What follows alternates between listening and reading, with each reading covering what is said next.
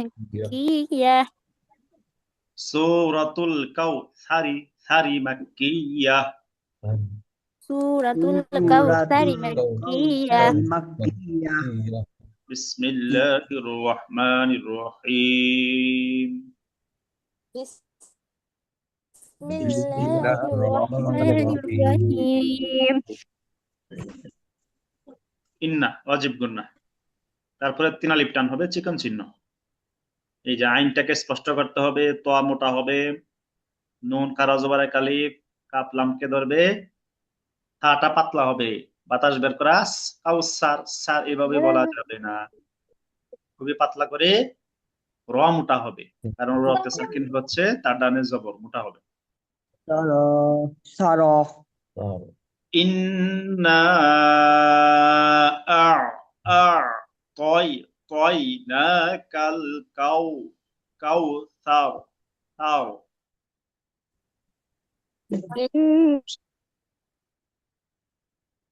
সবাই বলি إنا أعطيناك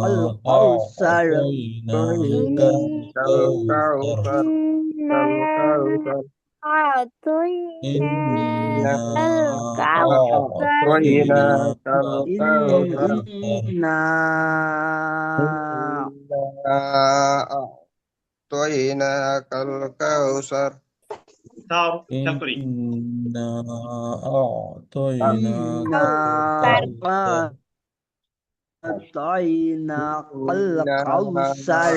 أعطيناك الكوثر إنا তাও জিব্বা উপরে দিকে উঠবে, মোটা হবে। كوثر الكوثر الكوثر পরেরটা ফাসল্লি লিরাব্বিকা, রাব্বিকা না, রব, ফাসল্লি লিরাব্বিকা ওয়ান কে ধরবে, এটা নুন, ওয়ান হাও, হা মোলার মাঝে রটা মোটা হবে, পুর, ওয়ান হাও فصل لربك وانحر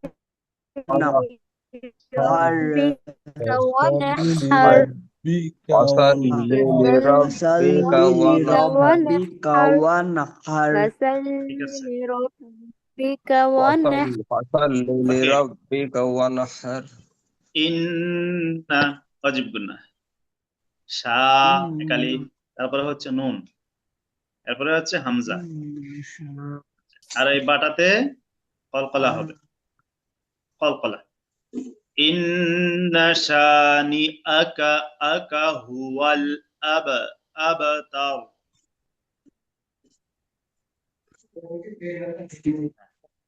إن شانئك إن شانئك টান হবে না, هو الأبتر ইন্না টান হবে না, ইন্না শা, إن شانئك هو الأبتر شانئك هو الأبتر شانئك هو الأبتر شانئك هو والأبتر إن شانئك هو الأبتر ঠিক আছে, একটু শুনে নি। মানসুর আলম ভাই শুরু থেকে। إنا أعطيناك الكوثر فصل لربك وانحر এই জায়গাটায় ফসল লিলি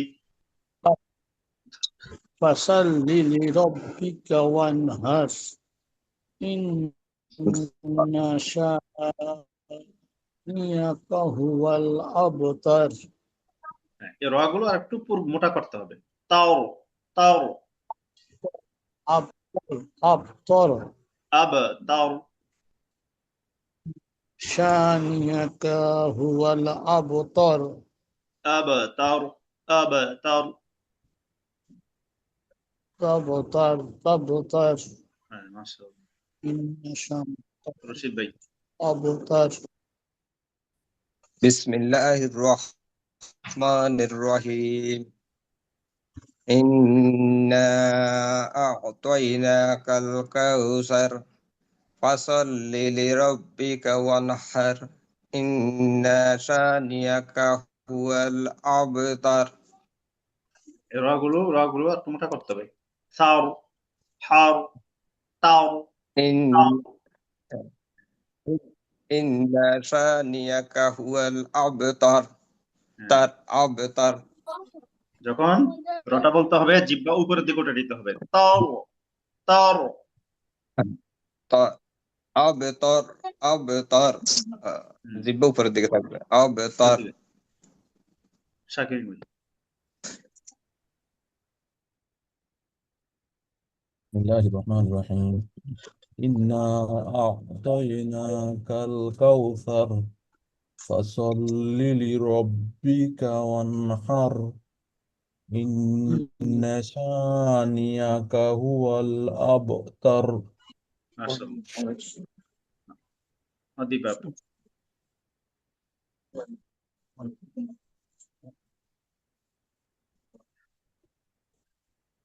আদি বাবু।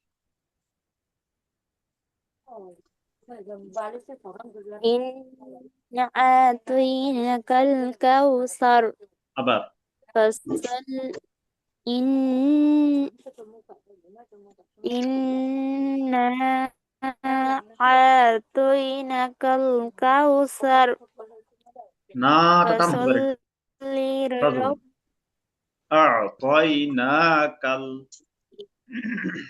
أعطيناك الكوثر হ্যাঁ, فصل لربك وانحر إن شانئك هو الأبتر মাশাআল্লাহ। সালমান ভাই।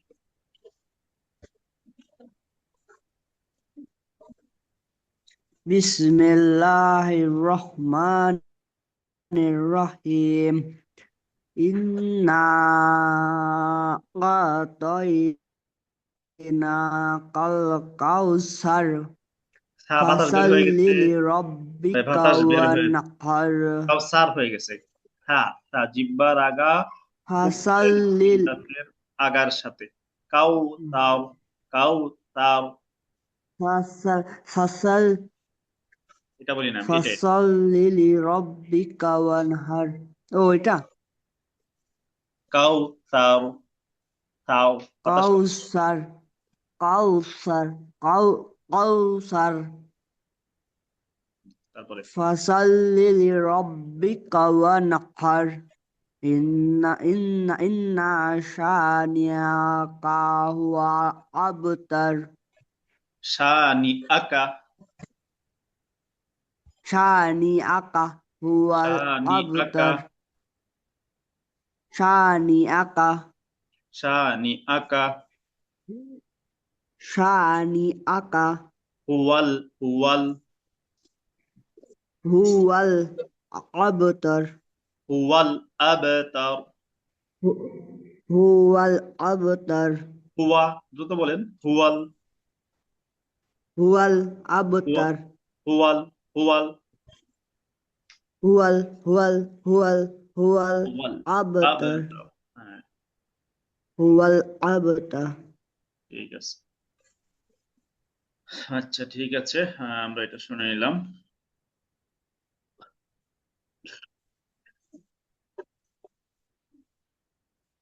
একটু তাজবিদ পড়তে হবে।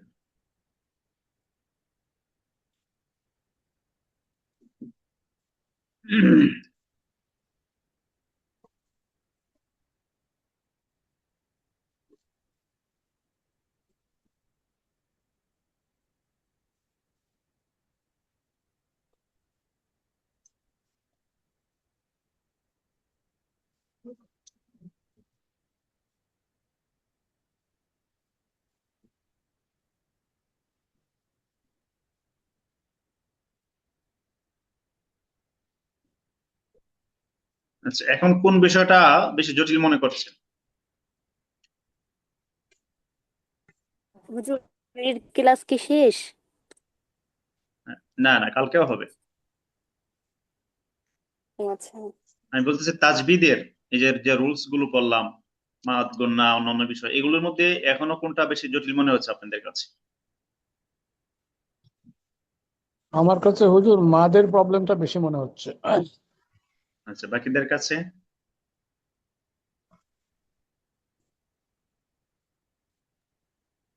বাকিরা মতামত দিন।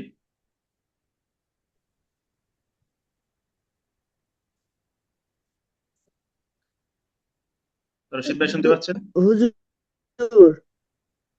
জি জি। ওই দু এক সময় গণনা করতে যায় টানতে গেলে একটু সমস্যা হচ্ছে খালি। আচ্ছা, রশিদ ভাই জি হুজুর। কোন বিষয়টা আমার এখনো জটিল মনে হচ্ছে? মোটামুটি হুজুর এভারেজ আছে, খারাপ না হুজুর।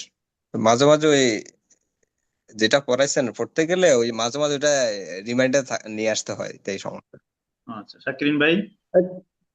যেমন টানতে গেলে একটু মাদের সমস্যা হয় এটাই। বিষয়টা এখনো থাকে, অনেক সময় কনফিউজ থাকে। মাদ আর মানে লিন এই জায়গায় দুই একটু অক্ষর দুই জের দুই পেশ আসলে তানবিনের সময় ব্যাপারটা অনেক সময় খেয়াল ছুটে যায়। আচ্ছা,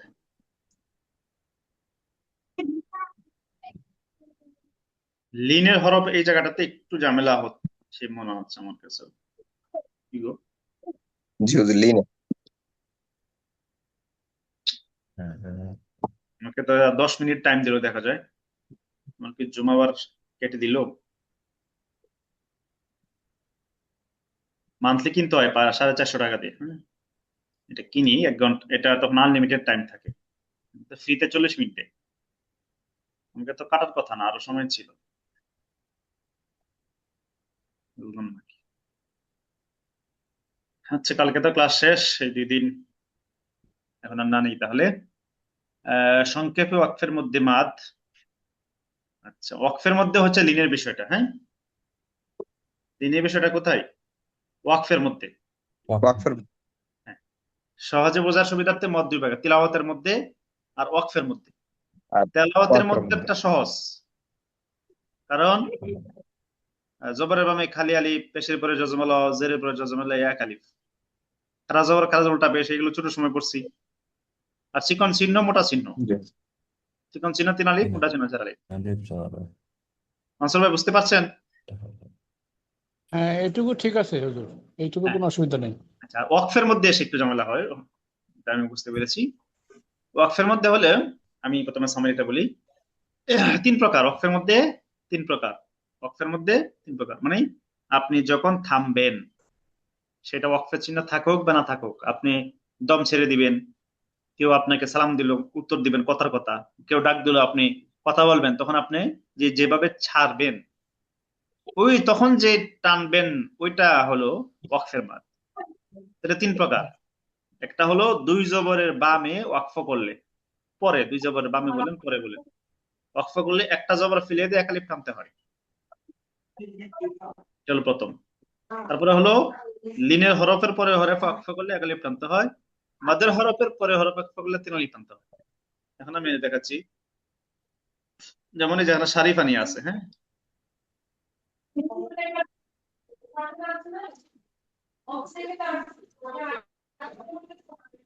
এই যে শারিফান, হ্যাঁ, এখানে 2 জবর আছে, এই জায়গায় এখন আমি থামবো এই ফার মধ্যে। তাহলে কি করতে হবে? একটা জবর ফেলে দিতে হবে। তখন এক জবর ফেলে দিলে কি হয়? জবরের বামে খালি আলিফ হয়, জবরের পরে খালি আলিফ। তাহলে ওই যে তেলাওয়াতের মধ্যে যে মত ছিল জবরের পরে খালি আলিফ, ওইটা এখানে প্রয়োগ হয়, এই জন্য এক আলিফ টানতে। একালিফ। মাসুদ ভাই বুঝতে পেরেছেন?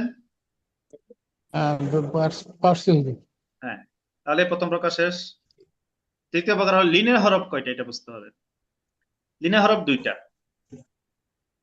জবরের বামে ওয়াও সাকিন, জবরের বামে জবর ফামে ইয়া সাকিন। ইয়া সাকিন। আমি আরো যদি সহজ করে বলি, জবরের বামে ওয়াও এবং ইয়া সাকিন, এভাবে বলতে পারেন, জবরের পরে ওয়াও এবং ইয়া সাকিন, ইয়া তাহলে লিনের হরফ। ইয়া সাকিন। লিনের হরফ আসলে টান দেওয়া যাবে না, লিনের হরফ তাড়াতাড়ি পড়তে হয়। মাদে এখনো হয় নাই, লিনের হরফ পড়লাম, লিনের হরফ তাড়াতাড়ি পড়তে হয়। মাদ হবে কখন? এই লিনের হরফের পরে যদি অন্য একটা হরফ থাকে, আর এই হরফে যদি আমরা এখন ওয়াকফ করি তখন গিয়ে এক আলিফ টানতে হবে।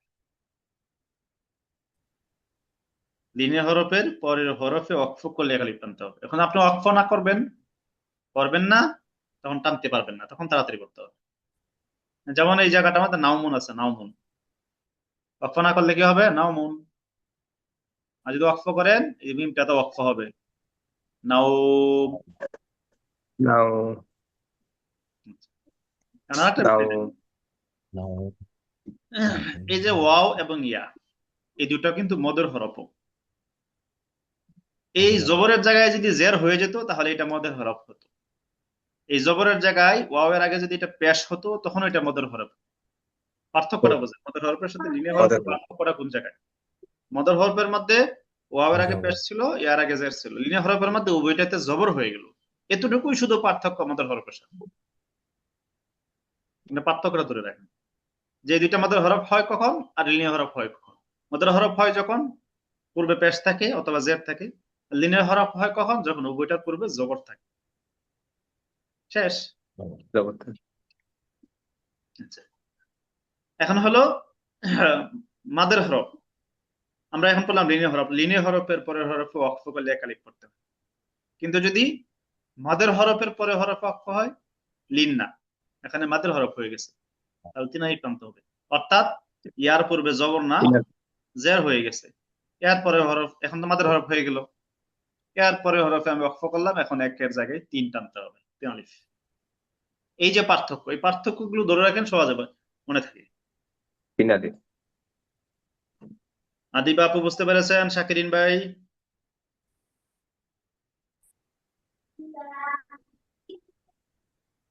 আচ্ছা,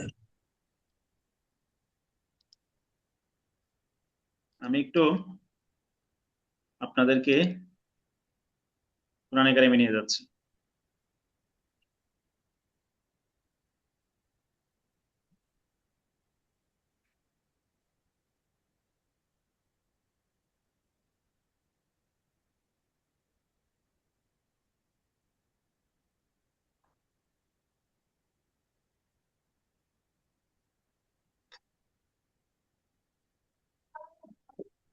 এই যে দেখেন,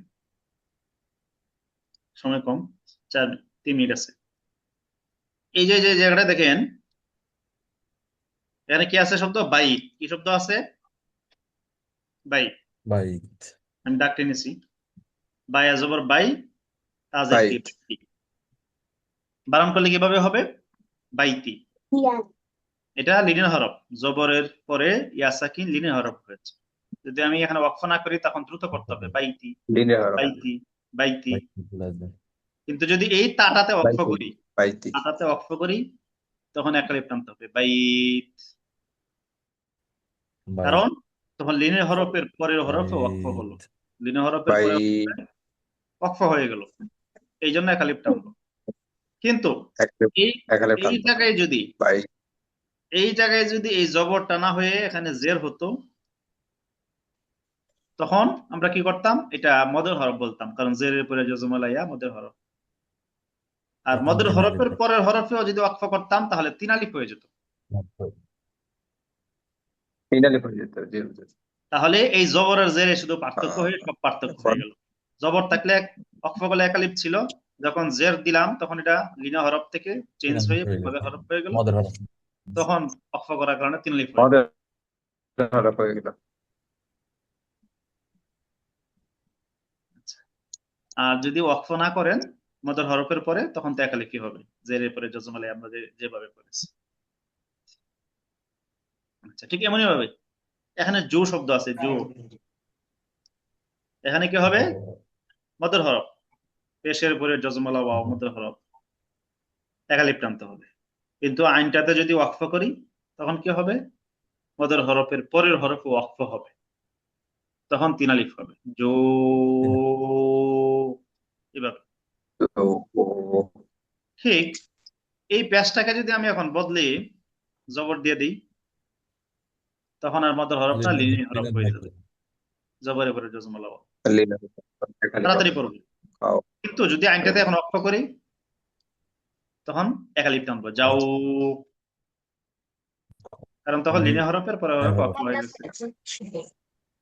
বুঝতে পেরেছেন ভাইজান সবাই? আমি উদাহরণ দিয়ে দিয়েছি। এই সূরা কুরাইশে প্রত্যেকটা আয়াতের শেষে মধ্যে লিন, এই যে এটা লিনের মধ্যে হয়েছে, এটা এটা হচ্ছে এই যে এটা এগুলোতে লিনের মাত্রা।